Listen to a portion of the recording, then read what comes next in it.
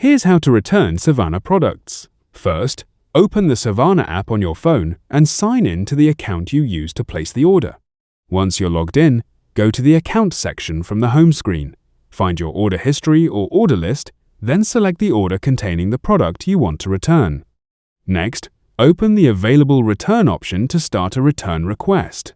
Select the specific product you want to send back and enter the correct quantity.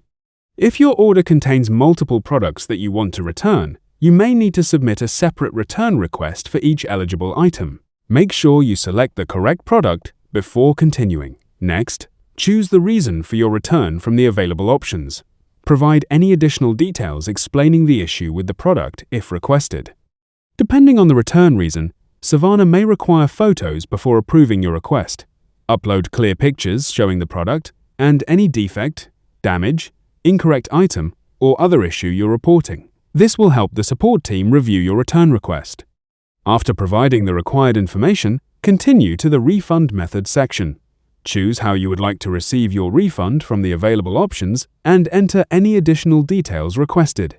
Finally, review the return information carefully and submit your request. Follow any return, shipping, or pickup instructions provided by Savana and keep track of the return status through your account. That's all for this video.